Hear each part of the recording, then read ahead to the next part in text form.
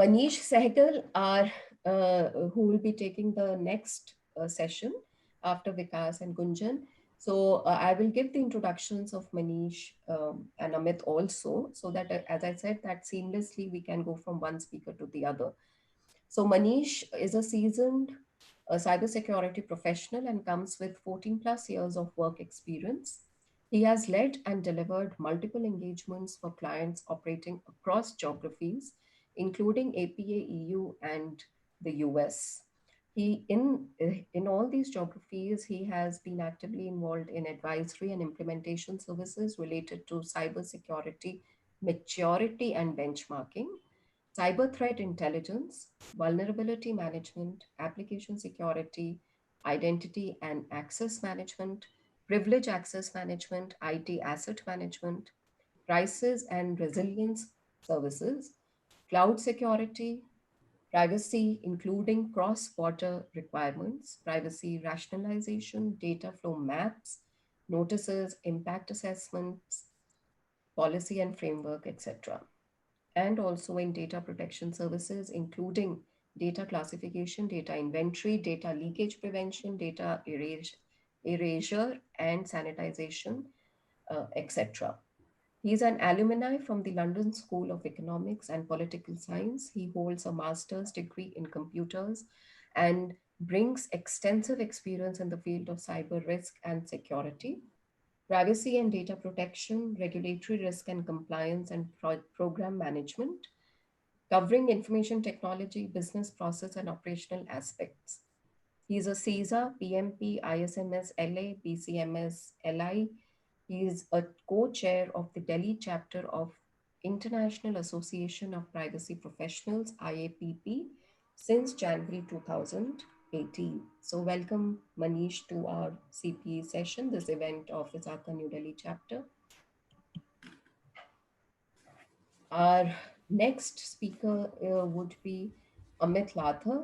Amit is an associate director in the Deloitte Risk Advisory cybersecurity practice with a blend of technology and business management skills with extensive and diversified experience of 11 years in cybersecurity, with proven ability to manage and implement enterprise level cybersecurity, information system security programs, including information security strategy design and implementation, information security risk management, designing, building, and implementing various types of network security solutions, which includes firewalls, data protection solutions, etc. WAF Solutions, security policies, security network architecture, and cloud security. He brings forth a portfolio of strong technical project management and consulting skills in network, infrastructure, and information security. His areas of expertise, as I have already read out also, are network strategy, infrastructure security, cloud security, data protection, CapEx, benchmarking, and OpEx optimization. So welcome, Amit, and a warm welcome to all our participants, warm welcome to our speakers. And with this, I hand over to our host, Sushma. Thanks, Sushma.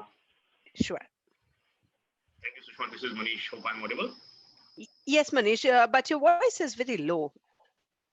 It's low. Okay. Yes, I can hear you. You are clear. But... Okay, I'll come closer to the mic. Let me know if that helps.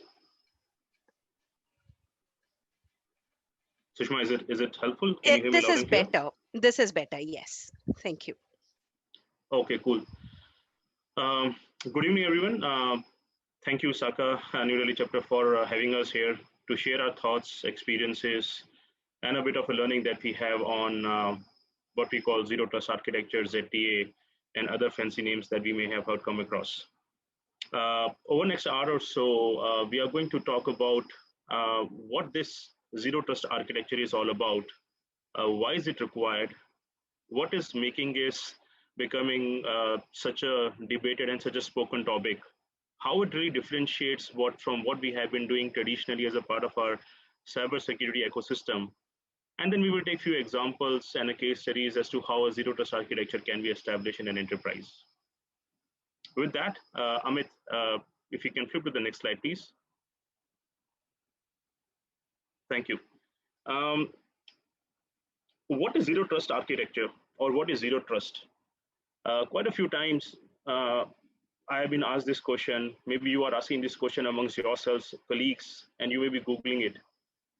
My simple answer to most of the colleagues of mine, be it at the enterprise or within Deloitte, is that let's don't over-engineer and keep it as simple as it can be.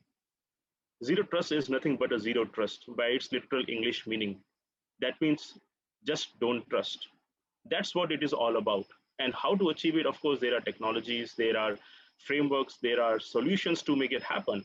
But a lot of time a debate goes on what is zero trust and not. But I think end of the day, it is as simple as the word says, zero trust. That means put zero value to trust to anything that appears or happens to be a part of your cyber ecosystem, majorly coming from outside.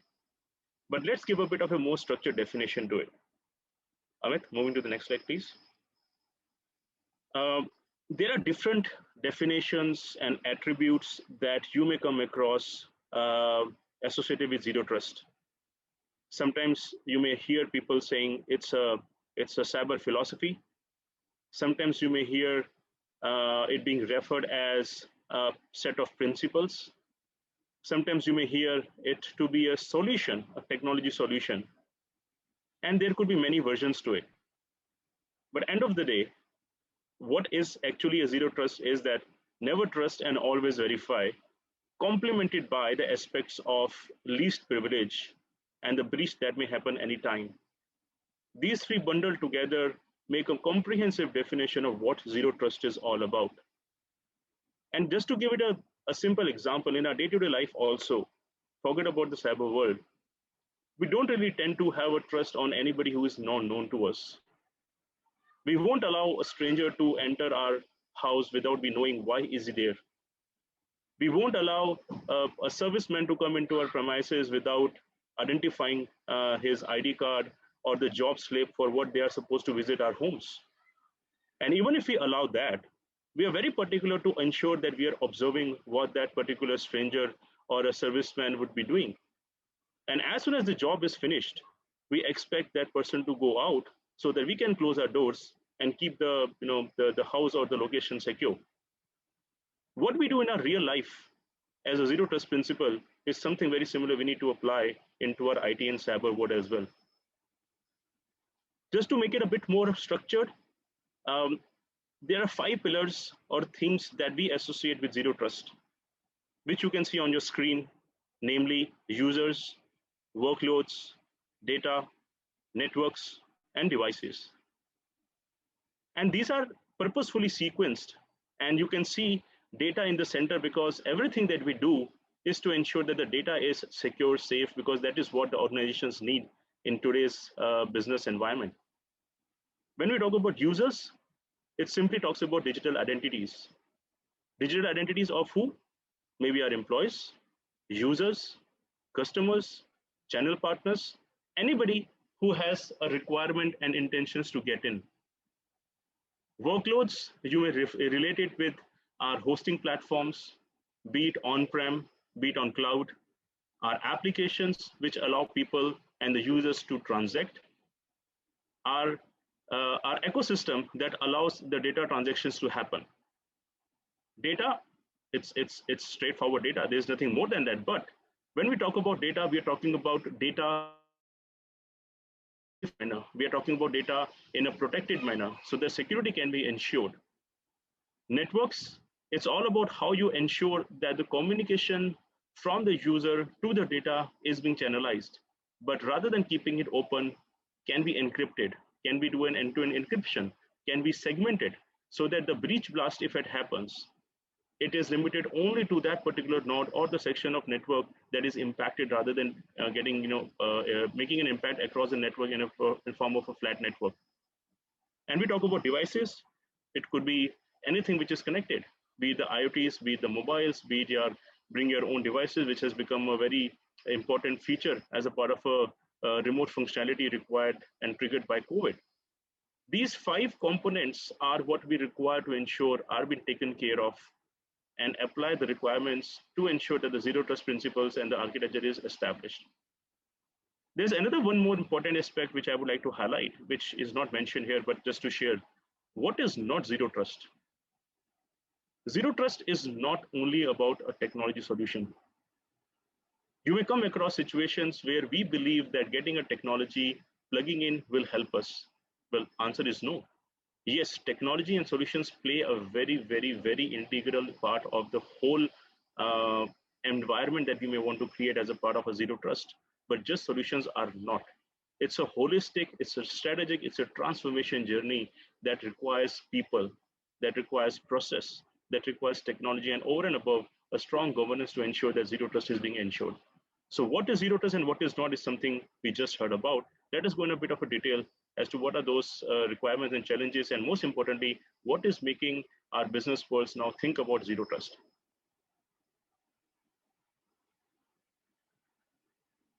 About 6 odd reasons is what we have featured here, and all relate to business. Because if the business drivers are understood well, we will be able to better establish our zero trust requirements and architecture within an environment. Complex IT environments is the first driver, which is understandable. We have things on cloud, on-prem. We have our own devices. We have a fluid workforce. The environment of IT is no more what we used to be having earlier days, and all the more reason because for us to ensure that the zero trust principles are being applied across. Emphasis on brand and reputation concerns. Be it a public listed or a non-public listed company, nobody wants the name of an enterprise to be out in the media for any breach or any cyber threats. A very, very important reason, because what boards also end of the day ask is that, is my brand protected? There are multiple ways of ensuring it. Zero trust is one of the most strong means of ensuring that we are doing our best to ensure that our companies, our enterprise brand and reputation is safe and intact. Increasing outsource of the core services. We just heard about an hour back with my colleagues Vikas and Gunjan talking about the whole risk that gets introduced because of the extended enterprise, third parties, fourth parties, and so on, which of course adds a value of risk. And again, zero trust requirements need to be added.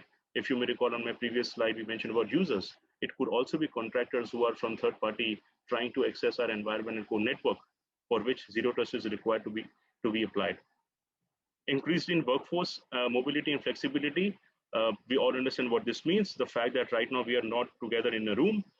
Pandemic has made all of us work remotely in a virtual mode, has made the environment more flexible and workforce more mobile. Push towards digital transformation can be associated with point number 4. Everybody now is towards a race of going digital, because the whole traditional way of working within the 4 walls, within an enterprise network, sitting inside the office is no more prevalent. And finally, the scale, complexity, and the frequency of cyber attacks has gone up enormously. I'm not calling on statistics, but there's a whole lot of statistics available from various segments, dynamics, demographics that highlight that how vulnerable cyber environment is.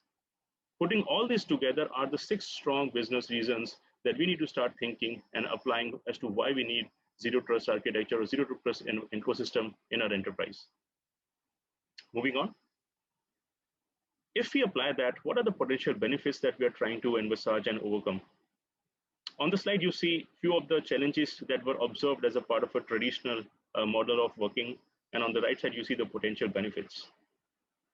A few of the challenges of the traditional ones were about having a fixed target, because the way the organization was structured and infrastructure was structured, the adaptability and agility towards the threats was limited. Whereas zero trust provides a full integrated and dynamic approach and helping us ensure that our connections and our devices are secure and agile, and we are able to adapt it quickly.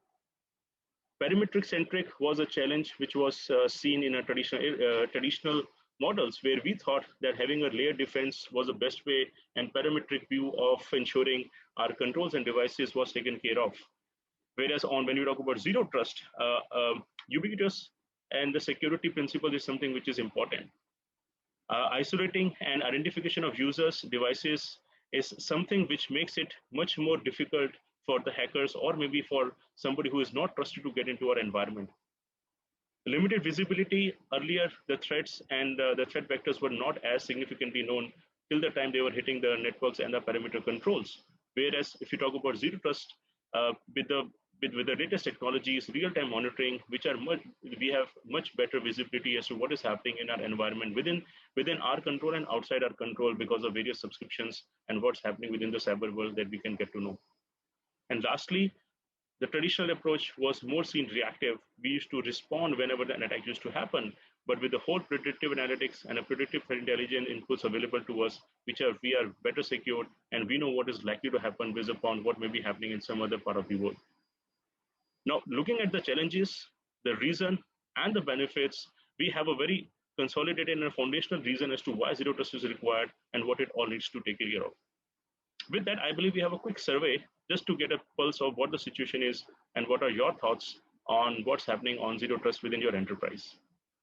Sushma, may I request you to run a poll, please? Absolutely. Here you go. And we'll allow everyone 30 seconds to submit their answer. Sure. Thank you. Sure.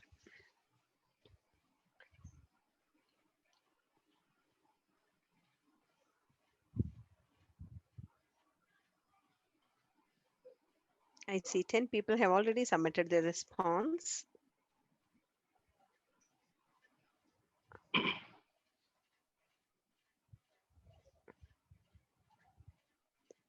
Five more seconds.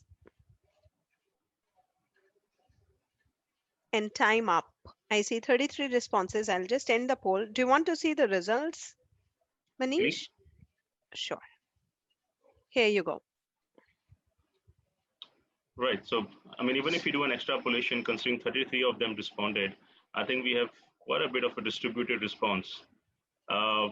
Exciting to know that a few have already completed the implementation, and largely if you are thinking of doing the implementation over next year or 2 years.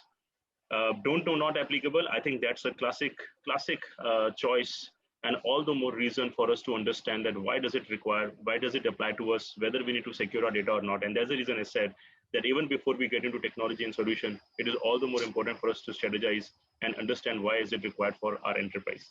Thank you so much for that, Sushma. Sure. Amit, moving on. We have another poll which goes back to back, at least for the people who responded. And Sushma, if we run another poll to understand that who are the officers and the leaders driving this initiative in the enterprise. Absolutely. The poll has been launched and you should have 30 seconds to respond.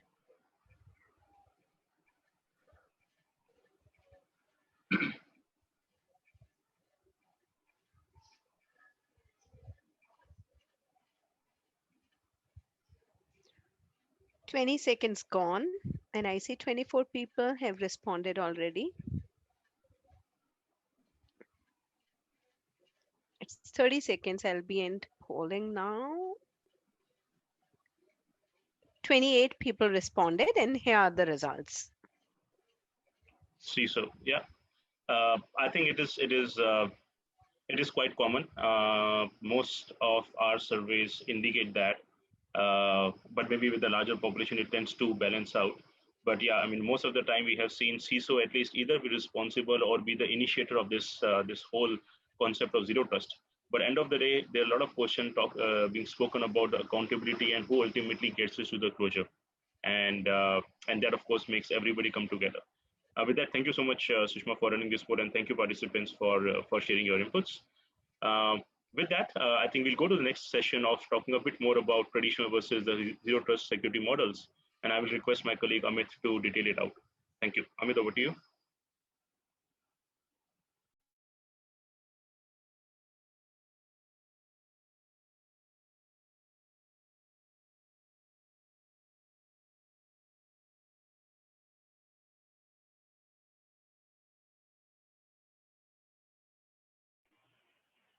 Yeah, Hi, Amit. thank you, Manish. So I was not able to unmute myself. Okay. So Manish, I think you really set the context here in terms of the zero trust model itself and what is the really need of it.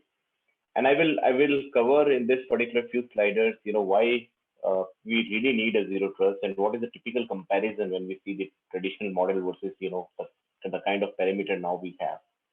So if I go a little back in terms of the zero trust itself, so zero trust is a kind of security strategy that actually designed to prevent breaches by eliminating the trust in the digital world while consistently verifying all users, devices, applications across all the locations from where users are normally accessing. And that's where we really need to understand, what is the real difference, what we are really doing now, which we have not done traditionally. When we think about the traditional model, that's where we typically see what sort of controls we normally put. What we have seen is we normally strengthen the kind of the parameter controls only, and that's where we see a lot of the controls being implemented on the perimeter end itself. We can have the WAF, we can have the firewalls, we can have the NAC devices, we can have the IPS IDSs, or the firewall itself, UTMs, or we can have some sort of security we can put on the endpoints like DLP and all. But this is sufficient enough for to handle the kind of the threats and the risks what we have nowadays. Considering the parameters has changed a lot. Considering the threat and the vulnerabilities has been quite dynamic nowadays. So it's not something we can have a single static policy which can actually help me to protect my environment. It should be much more dynamic in nature to really see the kind of threats what we are getting nowadays. And that's where it's really a need of kind of the zero trust model. And that's where in 2009 itself, John Kinderberg actually coming up this kind of model on the zero trust model itself. And then we have seen a lot of the OEMs are also talking about the zero trust model, but that's mainly talking about their own OEM solution itself. But I think it's more of a strategy work which we need to do in order to really strengthen the complete security posture of the organization. And that is where typically some sort of the model to be designed when we are saying our organization should be adequately protected by the kind of the risk or the threats what we have. Cover, please, can you move to the next slide? Okay, so this is the current parameter now, because it has been changed a lot. Now parameter security model is not going to work for us. Now we need to treat everything as a parameter now, because we have a lot of the things hosted on the cloud. We have a lot of the things hosted on some of the IS based application or SaaS based applications. We have even given some of the network, we are accessing something on the third party network as well, because some of the applications residing over there, or might be depending upon the requirements, we may be required accessing those applications as well. And that's where parameters have changed a lot. It's not only about the kind of traditional model where we have the DC and typically the remote side are connecting to the DC for accessing anything on the internet, or any applications residing on the DC itself. And that's where now we are moving more from a traditional you can say traditional hub and spoke kind of technology to the distributed kind of model. And that's where we need to have some sort of adequate controls itself. So if you can see in the diagram here, on the right side of it, we have a lot of the users mainly accessing the application via the mobile or via the unmanaged devices, or some users mainly accessing from the managed devices as well. Some of my partners are also accessing the organization application itself. And now the data center is not only on the on-prem; it's finally segregated, and it's have some using some application might be residing on my AZURE, some application might be residing on AWS. Depending upon the requirements itself, we can have these applications are distributed, and we need to have some adequate control around it. We can also see some of the IoT devices are also not nowadays coming up, and that's where we need to have some sort of controls across the organization. So we need to really think of putting the we can say the parameter itself is not only at the one part. I think it has to be everywhere, and that's where zero trust model is very much required to protect my organization from the risks and the challenges and the threats what we have seen in across all the environments. Kamal, may I request to please move to the next slide? Okay. So as I said, zero trust is a strategic kind of approach, and that's where we really need to think of what is my ultimate aim. My ultimate aim is to protect my breaches to be happen, and why the breaches typically happen. What sort of breaches normally going to be happen? It's mainly, either my password got compromised, or, some sort of, malware activity is going on inside my network itself, or, some of the machines got infected or, compromised. And because of that, my whole network is something going to be compromised. So that's the potential chances are there. And also, third-party vendor machine on the network which provide access to the bad guy on the network leads to the breach as well. So these are, possible cases through which, my breaches can be happened. And the whole concept is actually revolved around the trust itself. So ultimate aim is, stop my breaches itself. That's my grand strategy itself. I'm moving to, the kind of the model that I'm going to deploy is more on the zero trust itself. That's where we need to really think of, what exactly in my network and how exactly I can put the security around it. Then the third part is more around the stack-based part. What sort of tools and technologies I'm going to use to actually protect my network, protect my all the domains, and protect my business critical applications and all. That's where typically what sort of tools and technologies to be deployed. That's also we need to think of it. And then typically the operation part. That's where we are talking about all the governance part itself, the policies, processes, and the kind of platform, how exactly we are going to govern the complete platform itself. So that's where this is a typical kind of approach we need to go with when we are really saying about the zero trust model itself. And one of the study which I was going through, which actually talks about what kind of the traffic we normally see in our environment. When we say if I'm particularly talking about the perimeter traffic, which is normally coming from north to south, that is mainly about 10 to 15% or not more than 20% itself. And that's where we normally put a lot of the controls. But what about my traffic that is going from east to west, where typically my applications are residing, where typically my web servers are communicating to applications, my application talking to my web servers, as well as the database servers. So there are a lot of traffic is actually going in between. And what kind of controls we are putting over there? There is no controls at all. Even we are not thinking about what sort of the segmentation approach we are going to take, what sort of the micro segmentation we can put. So that's where we really need to think of how exactly we can protect the complete you can say complete environment itself by doing some sort of study and implementing the zero trust model approach itself. Cover, can you move to the next slide? Okay. So these are the particular, the case studies that we have tried to showcase. We have considered the two case studies here. The first one is mainly about, showcasing how exactly by parameter, network earlier what we used to have. So in this case, we have segregated the network into the external network and the internal network, and we have the firewall as a single control in between that actually, protecting my traffic, whichever is coming from the external network to my internal network. And here you can see, there are three layers as well, DC core, aggregation, and access. These are the typical three layers what we have.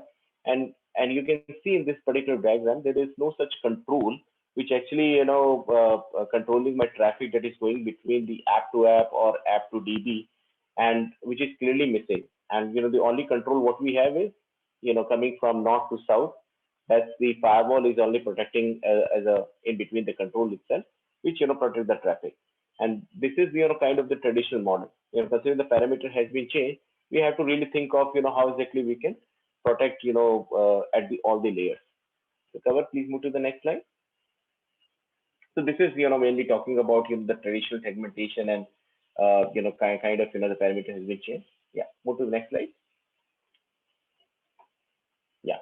So this is a kind of new way to think of when we can apply zero trust kind of model approach, and how exactly we can put together layered security, where we can think of putting the security controls at each of the layer itself.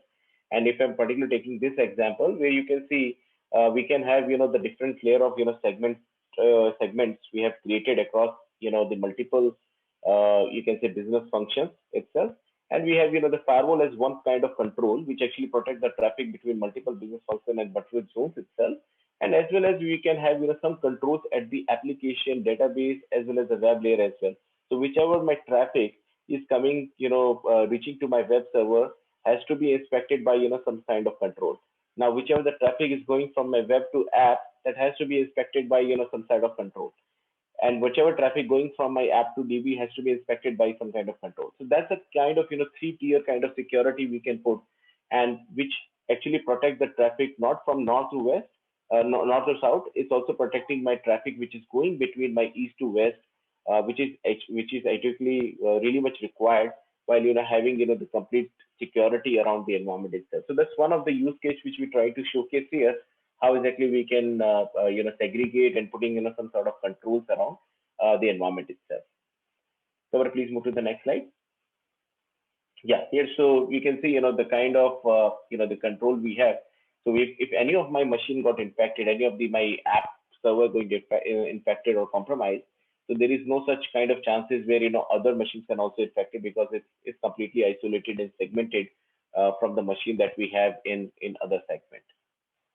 And that actually gave me some sort of benefits, which actually reduced my attack surface, also improved my breach containment, and stronger regulatory compliances also, which I'm currently maintaining. So please move to the next case study. Yeah. So this is also one particular case which I have factored in, which we have seen nowadays is quite popular, because nowadays we are currently in COVID scenario and working from home, and that's where this particular case is also quite popular. So earlier, what we used to have, we typically were going to access our network with the help of remote access VPN.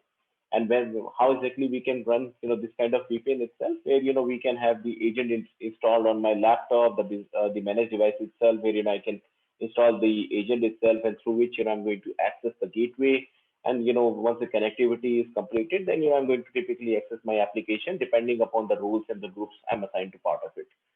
And that's what the earlier case was, and there was no scope of giving the access of unmanaged devices. And this is what the traditional way of giving the access, where we are not allowing any traditional any unmanaged devices, either the mobile or either on the laptop, to giving the access to my business critical applications. And nowadays, considering the parameter has been changed, there are a lot of business requirements are coming from where we need to actually provide the access to the users as well, for normally access from their personal laptop or from personal mobile. And depending upon the kind of situation has been changed, we need to really design the model, and that's where also we have taken the approach for the zero trust model itself. So we'll move to the next slide. Yeah, please click next.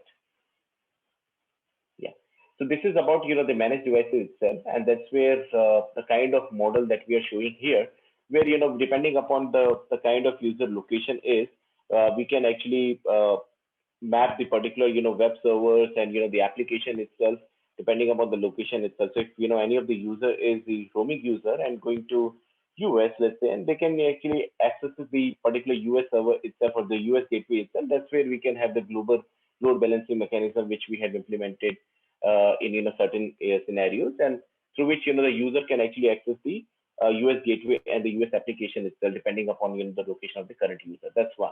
Now, second is I think the particular critical case which we are particularly talking about is the unmanaged devices case, where unmanaged device, how exactly they can be accessed. If you can see in the diagram here, the traffic is coming from unmanaged devices depending upon the kind of risk scoring which is normally happening at the gateway level, where some sort of the risk scoring can be done based on the voucher validation of the user. There are certain parameters can be changed, and depending on that, we can actually provide the access to the user by the secure way itself. So anyways, traffic is going to be coming to the encrypted way to the gateway, and after that, depending upon the posture validation, it will see this traffic is coming from the unmanaged device, so that the gateway can open a kind of virtual browser session for the user which coming from the unmanaged device, and through which the critical applications can be accessed. And this is the way where the typical dynamic policies are implemented depending upon the kind of risk score of the user, and also giving a very restricted access and the controlled access to the application as well. So that is another way of this is another way of giving the trust access by validating multiple controls and looking into the authentication, authorization, accounting piece itself, and giving the secure access to the application. That's also the second scenario which I'm thinking of sharing with you, where we have taken the approach of the zero trust model. Cover, may I request to move to the next slide? Okay, so this is about the zero trust framework itself, which I would request Manish to cover that.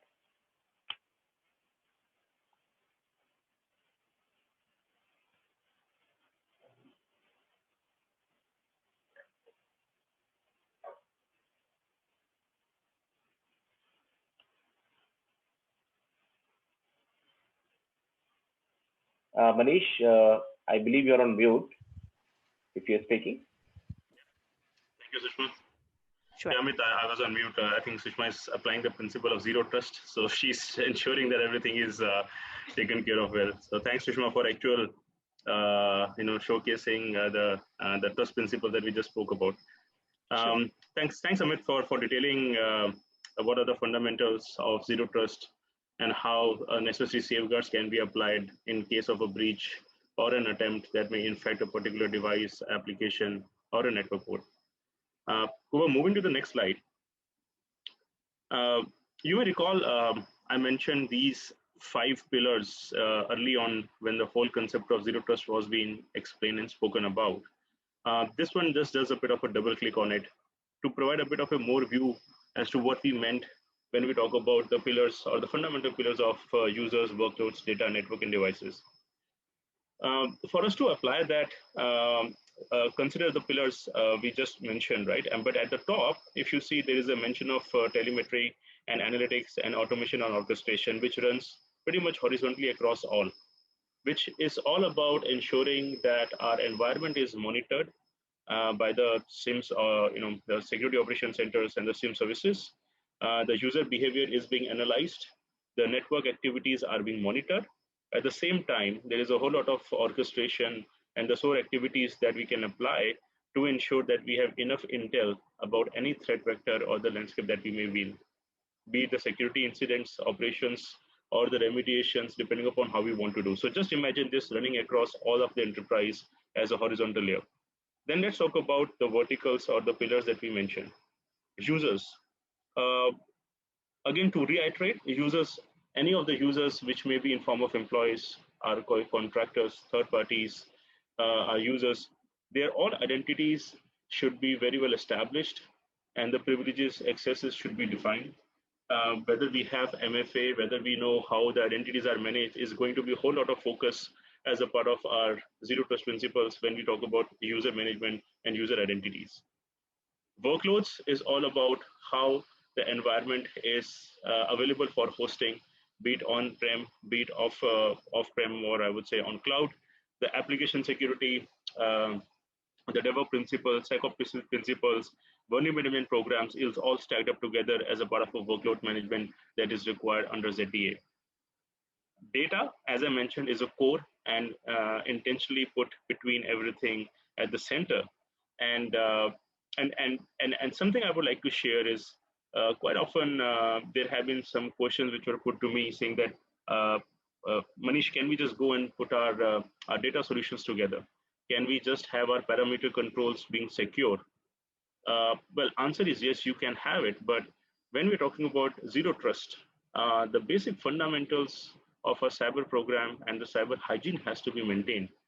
Let's presume that we are able to put our best of the network devices and monitoring capabilities. But in case our basic vulnerability programs are immature, in case our patch management programs are not prompt, putting the best of the layers above will not help. Rather, I would say that if we have to prioritize on getting our basic cyber security hygiene and a discipline better. And the reason I mentioned this point is because of data. Most of the time we have witnessed that the data is not the way it should be. We don't know where the data is. We don't know how data is governed. We don't know its usability. We don't know its structures. So what I'm trying to highlight is that we may end up putting a lot of so-called zero trust principles that we are talking here, but if our core workings in cyber disciplines are not in place, the desired effort will not be benefited out of. And why it is all the more important. So for example, if we don't know where my workload or assets are, if I don't know which is my most critical or a crown jewel data, we may end up investing time and money and resources in securing something which may not be of that worthiness. So it is all the more important we ensure that our cyber disciplines are much better, our cyber security fundamentals are taken care of, and so that anything that we do over and above help us drive the benefits that we are looking for.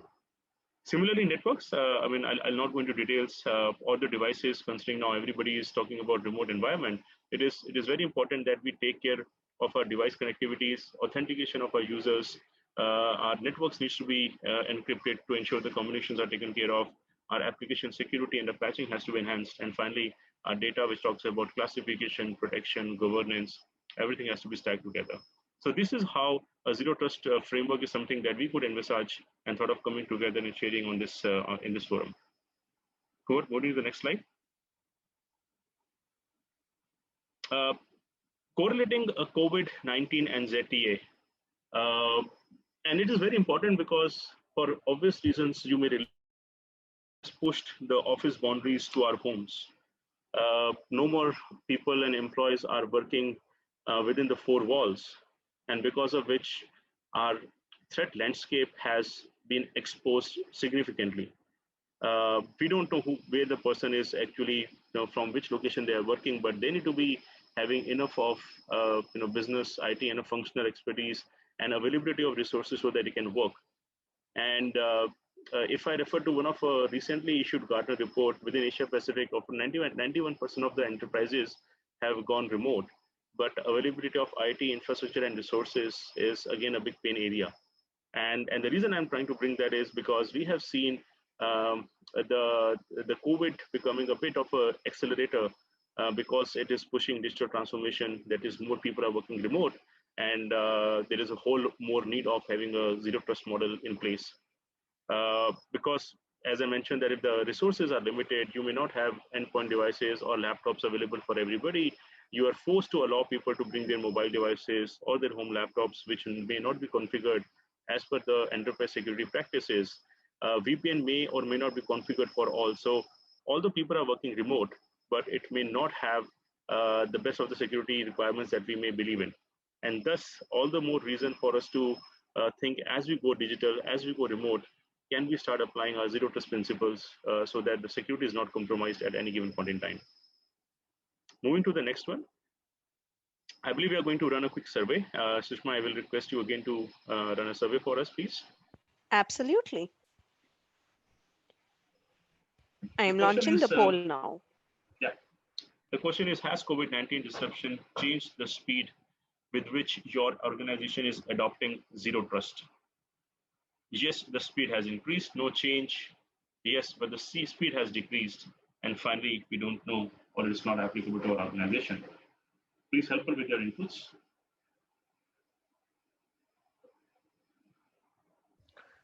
"20 seconds on, and we have 24 responses. I'll allow a few more seconds. We'll stop at 30. Okay, and time up.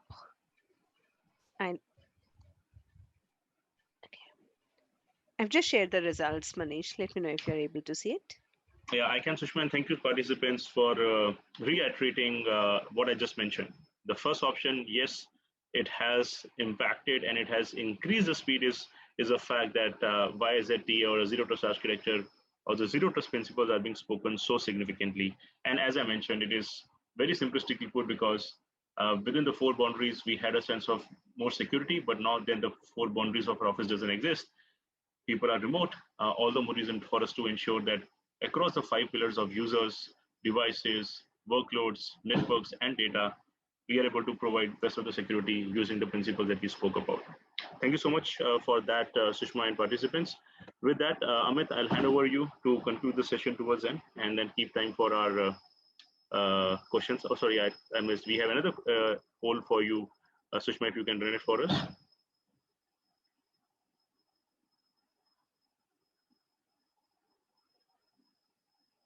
You should be able to see the poll. Yep. Yeah. Which has posed the greatest challenge to your organization adoption of zero trust?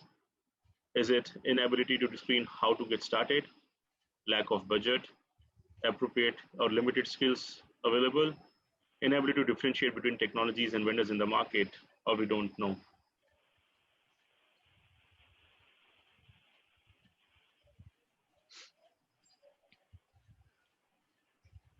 It's 30 seconds and I'm ending the poll. Thank you.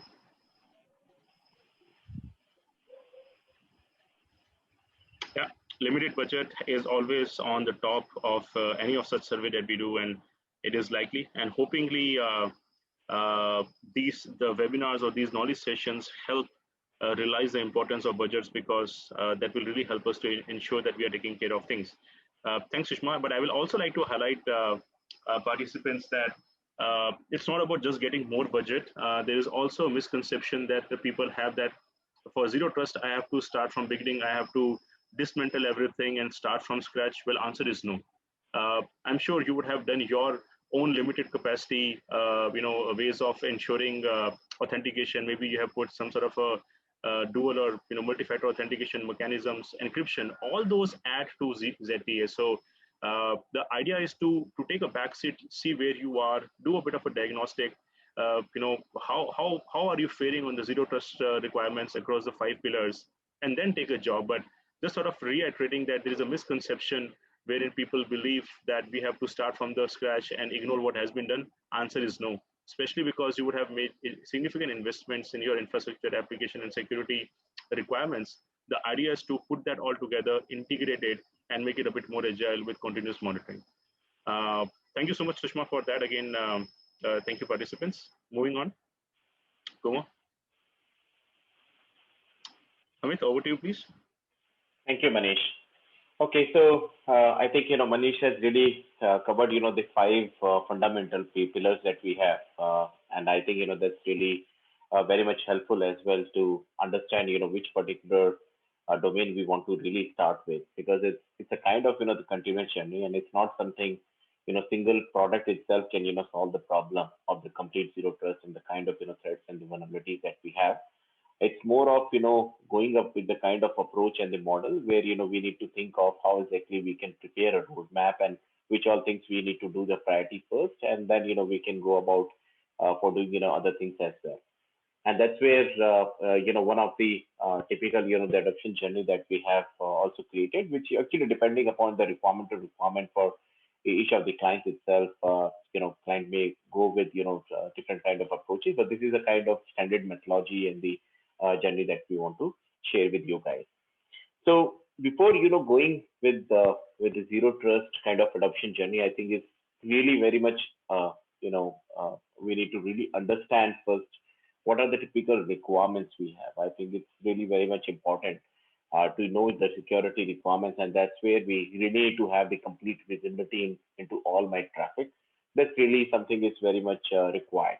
Then we can have some sort of the contest to set the some sort of dynamic policies as well, which is also very much required, considering the vulnerabilities and the threats are quite dynamic nowadays. And then some sort of the automated, integrated, and complete threat prevention, which is also something is very much required. So these are certainly the security requirements. And when we're particularly talking about some sort of methodology that we can take for adopting the zero trust model, so there are 5 to 6 ways through which we can go with, and that's where we're typically going to start with defining the protect surface, which is really I really want to understand what exactly I really want to protect. We need to really define the scope itself before going into the 5 fundamental model or the pillar itself. We need to understand what we are really trying to protect here, and that's where we need to do the discovery and the classification, and gain the visibility and the contextual awareness sessions as well to understand this is really critical for me as well. And that's where you typically while defining the product surface itself, that's where we have factor in the data, assets, application, and the services, which actually help me in defining the the product surfaces, which is something very first component which we need to go with. And second is map the transaction flows. I think that's also something very much important to understand which data is originating from where and where exactly it is traveling to. Right? So I need to really think of there are 3 things to be think of, which is data in transit, data in motion, data at rest, data in use. These are the certain things which we need to really understand where exactly my data is traveling and where exactly it is storing. And that's where we can use some sort of automated tools or some sort of discussion with the stakeholders to understand what sort of mapping is there, what sort of the type of traffic we can see across the business department that we need to understand, and also how data application systems and networks interact with each other, because it's also something very much important how these integration are really happening. That's second thing which we need to think of after defining the product surface itself. That's where once we get that understanding, then we start working on defining some sort of the zero trust network itself, which actually tells me how exactly I can start with, and that's where we can typically start with segmenting the product surfaces from rest of the network itself by defining some sort of policies, also some sort of segmentation. Ensure the enforcement points enable shared and consistent policies to be applied across everywhere. Also simplify the management with the centralized management itself. And this is a typical phase where we actually designing the complete architecture of the zero trust model. And then we can define some sort of policies itself, which I've already explained, some sort of dynamic policies to be created. So who is the user, where it is traveling, what sort of the access it is going to access, when exactly that user can going to access that. So this is a one kind of approach I'm talking about. While user is something getting any of the access, where we can have typical authentication, authorization, accounting to be done, as well as when exactly they're accessing. So that kind of the time frame we can also add on.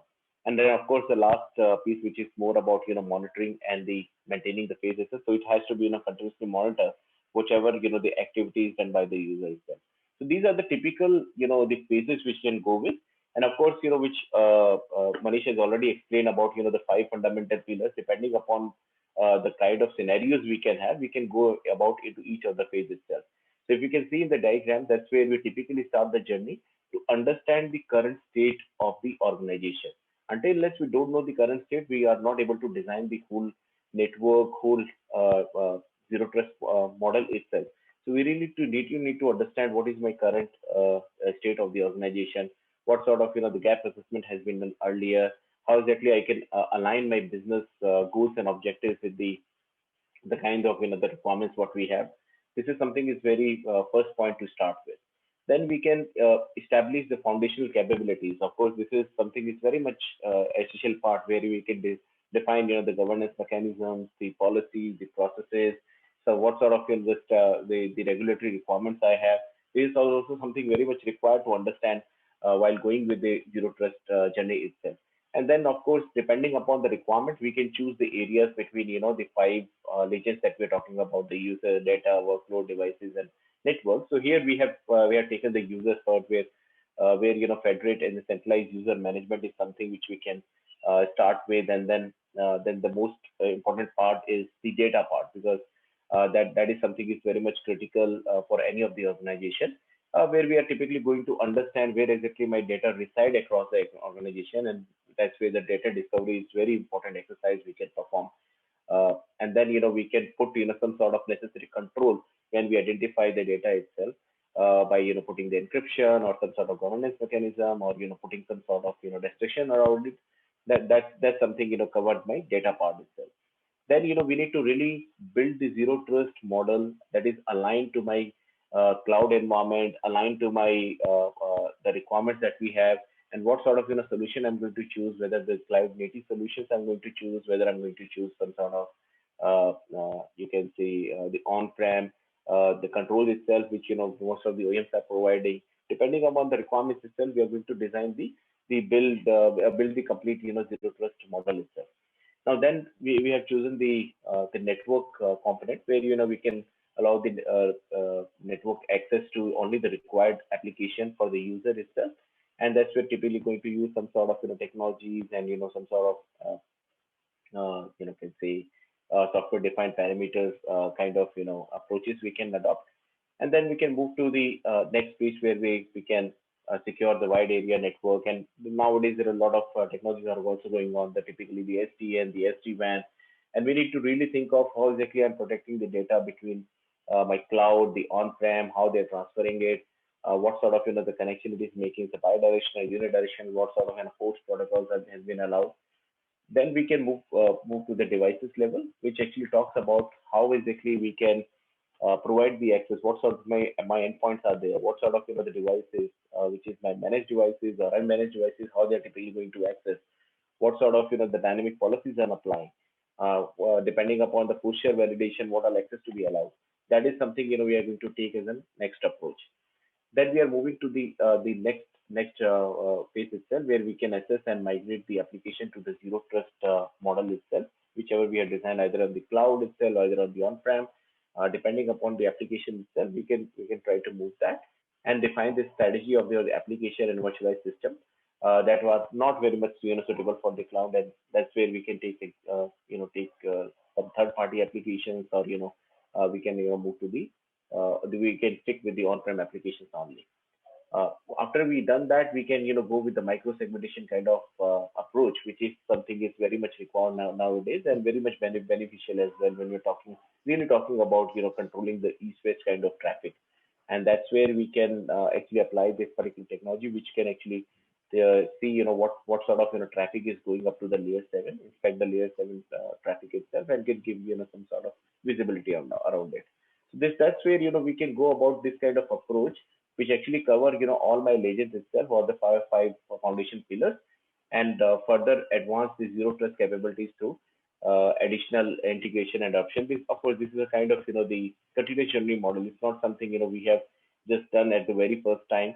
It actually takes some time itself, depending upon the organization of the requirements. It may take 3 to 5 years kind of journey as well, depending upon what sort of requirements and what sort of technologies we are going to implement in the environment itself.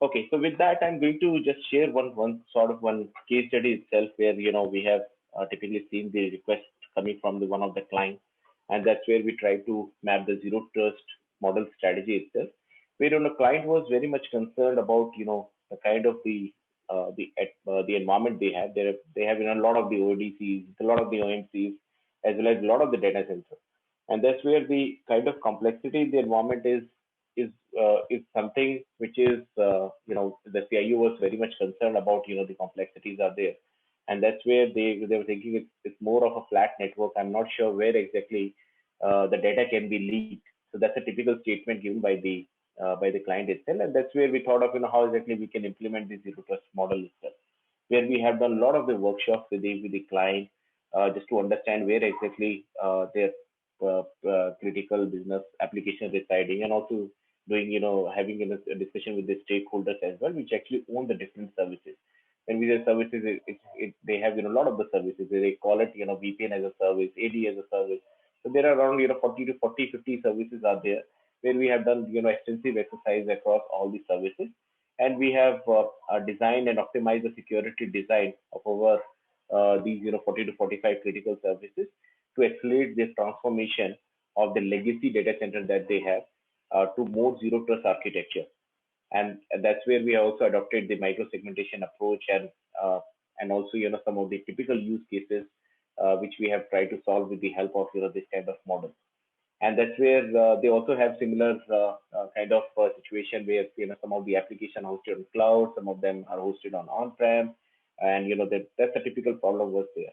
And we try to map it all the security principles that we have defined with the help of the zero trust model, and ultimately we got very good response from the client as well. And now client based on this kind of the roadmap that we have provided, they have moved into the next phase. They have converted each of the roadmap items into the project itself and started working on the implementation phase, where we also helping the client in that.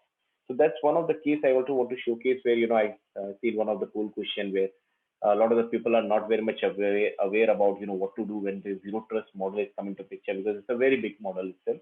We need to really understand what we are trying to do as a next stage. What are the typical projects I'm going to start with? What is really critical for me? So once we get all these understandings, then we can eventually go with the approach where we can prioritize some of these the services and start working on each of the domain perspectives. So with that, I'm moving to the next slide. Cover, please move to the next slide. Okay, so this is a polling question. I would request Shishma to please run this question, please. Absolutely. You all must see the poll now. Okay, so please select from the option below to indicate your topics of interest: micro-segmentation, comprehensive audit, multi-factor authentication, risk management analytics, and elevated trust validation.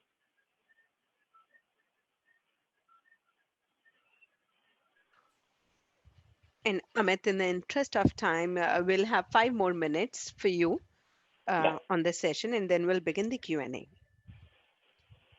Yeah, I'm sure. ending So, the poll now. yeah.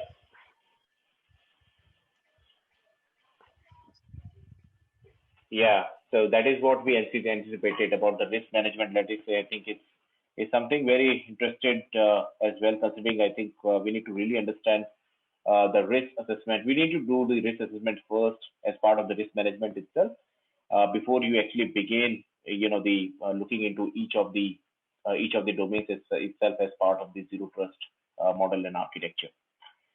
Okay, thanks everyone for choosing this particular option. And moving to the next slide, please. So, guys, I think that's where we have done with all the sliders that we have, and I think it's really the time where we want to know if you have any kind of questions. So, Manish and I try to answer whichever the questions you might have. You can also put the questions on the chat, and maybe one by one we can take all the questions. Yes, thank you, Amit. So we have received questions from our audience. The first one is how cost optimization adds to zero trust feature. For example, if we have CrowdStrike which says they have zero trust feature but customers don't opt for it, how do we tackle it?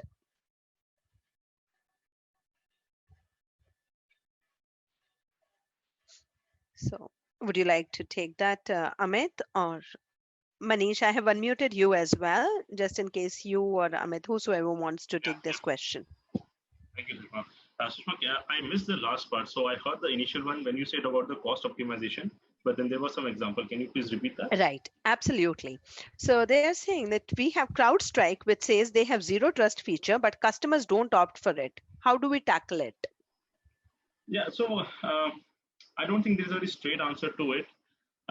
Cost optimization, features, clouds, I think that all has to be looked at. And as I think I alluded upon and Amit also mentioned, it's not only about a cloud, but it has to be looked holistically. Where do we stand and what is the need for us to start and ensure our zero trust journey has been taken care of? There is no direct answer, I mean, really to, how do we tackle this particular question? But I think it has to be looked more holistically, the way we are configured and looking to, take our zero trust architecture journey. That's what I would say. Yeah. Thanks, Manish. I was, again, muted, so I was not able to speak earlier. So I think, CrowdStrike or, the EDR solution itself, or might be, some other NAC solution. So every OEM, coming with their own solution by saying, this is a complete zero trust model or the architecture we are going to have. But, we need to really think of what exactly the typical use cases or use scenarios they are going to support. If I'm talking about the NAC, I think that's where they can actually control the traffic over the network access. I'm talking about the EDR. They can actually provide the security on the endpoint. Typically the malicious files and the viruses, the kind of use cases can support. Of course, there are some other, DLP features also it can support. But I think we need to really think more from a comprehensive approach where, how exactly we can provide the security across all the pillars which we are talking about, the user, the workloads. When I'm talking about the workloads, are we really thinking about the container security as well? So this is also quite a hot topic nowadays. When we're talking about, the user, we need to think about the dynamic identity, which, digital identity, which Manish also talked about. So we need to really think about each of the pillars itself while choosing the solution. And as I said, this is not a single platform solution which actually solves the problem of the zero trust. We have to go with the complete environment to understand each business function requirement itself, and then based on the requirement, the use cases defined. Then we need to think of which technologies really solving the problem.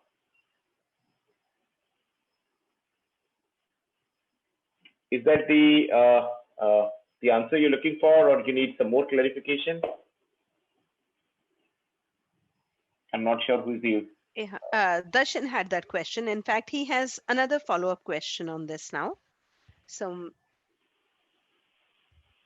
can zero trust be applied at micro segmentation, and can this be used as data analytics? Yeah, of course. So when we have showcased the kind of the framework that actually consists of all the things itself. If I'm particularly talking about the micro segmentation, yes, that's what I mentioned. When we are talking about the micro segmentation, we really think of how exactly we can put together the security around the traffic that is mainly between my applications or my web servers or my database servers. And that's where we should have some sort of control, which actually part of the complete zero trust model strategy, security strategy itself. So that actually covers that piece, and also the analytics piece as well, which are also covered by the Manish in the framework itself. Manish, you want to add on something on that? I think you mentioned it. It's just that any answer that we give would be based upon some assumptions that we make in our mind, and the question that you are asking may be specific to an environment that you are talking about. Yeah. So, but that question again, I'll go back to the point that yes, the solution may be used. It may be helpful. It may even provide you analytics features depending upon what you take. But just keep in mind the 5 pillars that we suggested, and look at it holistically. It's not about a solution or technology, it is an overall program. It's a transformation journey that you have to take, and solutions will be an integral part of it as you take it over. Great, thank you. Next question comes from Sutanu Bhattacharya. And the question is, can you explain the virtual browser and how does it apply zero trust and protect the network? Okay.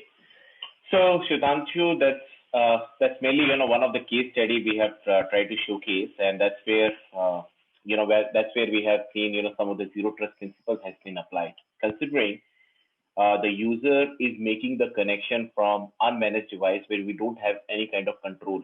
Like typically in the managed devices we have a lot of the controls we can put in the endpoint, but in the case of the unmanaged device we don't have any kind of control, and that's where how exactly we can give them the access depending upon some of the requirements we have seen from the clients where they want some of the users might be accessing from their machines, or some of the contractors might be accessing their applications from their personal laptops, and through which we should have some sort of security control that we can put in. So that's where one of the solution which I have seen, which was provided by one of the OEM, where we have seen the concept of the virtual browser, which actually can, once we connect to the gateway, and depending upon the kind of the dynamic policy and the risk-based scoring the gateway can do, it can actually open the virtual session on the browser, and through which users can actually access the application, which can either be created some sort of portal.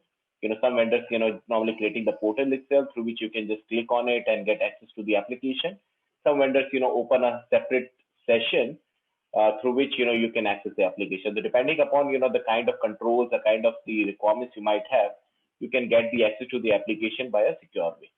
I hope that's the answer to your question. Yes, in fact, I received a confirmation as well that this helps. Okay, I'll move to the next question that Sujoyat had put in. He wanted to check if what you have discussed today is more directed to IT and security heads and may not apply to security auditors and architects. Is that a true statement? Well, I would say Amit and I have not spoken about a particular role here. What we have tried to bring along is a knowledge which we have been able to encapsulate and talk about the principles. Now, when I talk about the principles and the framework that even if it is security architect they are applying, they will have to leverage, or even if they are talking about an auditor, if they are going tomorrow and auditing whether the zero trust architecture capabilities have been configured, they would also need to have some start. So, I mean, our intention is not really to focus it to a particular role. It is more about alluding upon the topic and the framework and how it works as a principle. The application may, of course, vary depending upon who is picking it and for what intention and for what job role that may require. So, be it a CISO, be it a chief technology officer, or a chief information security auditor also, I think the principles would remain same. It, of course, depends on the lens that we are trying to apply depending upon our job role. Great, thank you. Next question is, would conducting VAPT in environment help achieving zero trust? If yes, can you explain it with an example? And also, can 100% zero trust be achieved in cloud? Amit, do you want to give a shot and then I add my thoughts? Yeah. So VAPT is a kind of one control which we can have while deploying either the applications or after the application has been deployed, we need to have regular exercise can be done with the help of the VAPT itself to knowing what sort of the vulnerabilities are there. And also, we can also do some sort of comprehensive PT exercise as well to see whether attacker can really penetrate the environment as well or not. So this is part of the strategy itself. This is part of the security strategy. As a kind of one control that we can help through which we know these are certain vulnerabilities and this is the way we can also penetrate as part of the overall strategy. Now that's one way, and I missed the second question. Shishma, what's actually the second question is? Can 100% zero trust be achieved in cloud? No. In cloud. So we never say the 100% zero trust or the security can be achieved in any of the environment. It's not only about the cloud. It's not only about the on-prem. Anywhere security can be applied depending upon the kind of requirements we may have, and how exactly we can put together the different kind of technologies and effectively govern it to minimize the kind of the risk and the threats. But we can't say this is zero trust can be applied 100% on any of the. So we can put our best foot forward to have all the necessary controls, but we can't say if this is 100% secure and nobody can actually look into the data or nobody can actually penetrate. So that's something I want to say. Manish, you can add on. Sure, thanks, Amit. So I'll just make it just add 2 points to the person who asked this question.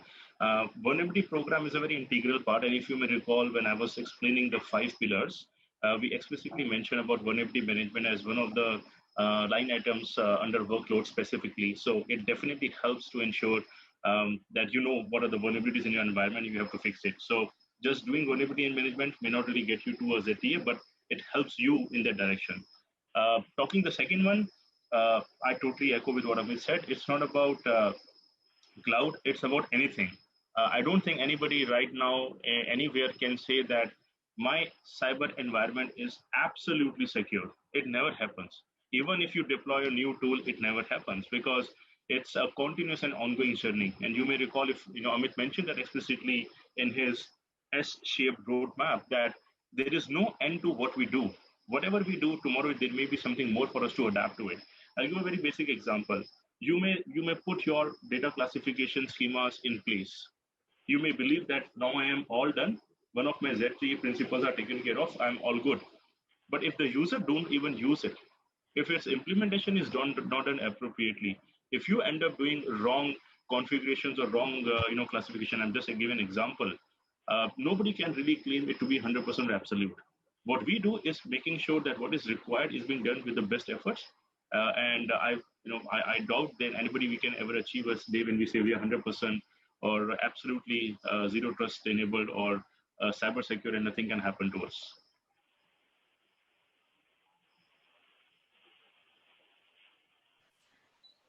Thanks, Manish. Thanks, Amit, for that. We have one more question. How zero trust plays important role in CASB solutions? Okay. So this is a Casb solution, which nowadays very much, we have seen very much aligned to, the SaaS-based application. But again, we have already covered this part. Casb solution is something which we can use for protecting my SaaS-based application on the cloud. But this is not the complete zero trust itself. That's one way we can secure our SaaS-based application. But what about my IaaS or PaaS-based application? And how exactly I can really think about the security on top of it? That's where we, as we already mentioned, we really need to think about all the 5 pillars and put together some sort of strategy to have all the necessary control in place across all the 5 pillars instead of about thinking only on the one side of it. Casb is a good solution for protecting my SaaS-based application, but apart from it, there are a lot of the things in the cloud environment as well if we are really thinking about the cloud environment. Yeah, and again, it goes back to the same principles that cloud or Casb is sitting under the workload pillar that we had mentioned, but keep in mind that there are 5 or 4 more things to do. So it's not about either an or option that can I just go and secure my application or my workloads. My user identities are equally important. My device authentications are equally important. My network encryption is equally important. And so is the case with my data. So whatever the questions are asked, I think there are classic examples where we are talking about, can this add to ZTE? Yes, it can, but then there is much more to it. Vulnerability management program, Casb, and other 5 pillars that we spoke about is what makes a holistic view of zero trust. Great. Thank you, Manish and Amit, for sharing the insights. Just one more statement that has come in, not more of a question. So Sutanu wants to share that it's his belief to make zero trust successful. Everyone within an organization needs to follow zero trust principle and abide by the policies and procedures. What do you have to say on that? Is it correct to believe this, or do you think otherwise? No, I think this has been correctly made statement, but again, there is more to it. Policy procedures make a lot of important requirement. You have to imbibe the concept of zero trust, the way you operate. And that also reminds me of sharing an example that one of the most difficult things that we have seen in ZTA, surprisingly, is not technology. It is the people element. One of the biggest things that people ask that how do we start? What is my first step? The most time consuming activity is consensus building, because zero trust is a culmination of business, risk function, cyber function, and maybe end computing and user experience function as well. Considering it is just not a job of getting a cybersecurity function to deploy a tool, there's a much more load to it. So the question that, the statement that was made is correct, and it also made me realize that, if we were in a room, I would have just put a Venn diagram together saying that zero trust sits in between all the 4 business, technology, cyber, and using or experience, user experience computing in. And the most difficult part is to get consensus to get started on a journey of this nature. And that's how to what I did. So, Sushma, I tend to agree with the statement made. Great. Thank you. Thank you for providing your concurrence on that.